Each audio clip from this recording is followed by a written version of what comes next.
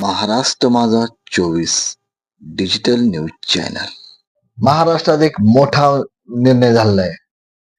प्रत्येक घरात होणार आहे बदल. मी प्रशांत देशमुख, आपण पाहत आहे महाराष्ट्र माझा 24 डिजिटल न्यूज चॅनल.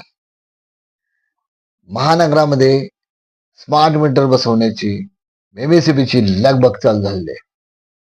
केंद्र सरकारच्या RDSS स्कीम खाली हा निर्णय झालेला आहे. महाराष्ट्रात 1.60 कोटी मीटर बसणार आहेत, स्मार्ट मीटर बसणार आहेत. हजारो कोटी रुपयाची स्कीम आहे.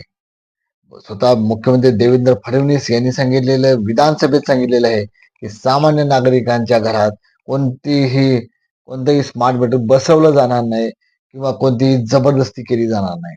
तरी सुद्धा MSEBचे काही अधिकारी, काही साहेब किंवा एजन्सीचे अधिकारी घरोघरी येऊन दुपारच्या प्रहरी कोणी घरात नसताना मीटर बदलण्याचं काम करत आहेत. या सभागृहाच्या फ्लोअरवर सांगतो, सर्वसामान्य ग्राहकांना स्मार्ट प्रीपेड मीटर लावण्यात येणार नाही. याबद्दल नागरिकांना तुम्हाला काय वाटतं कमेंट्स मध्ये नक्की लिहा.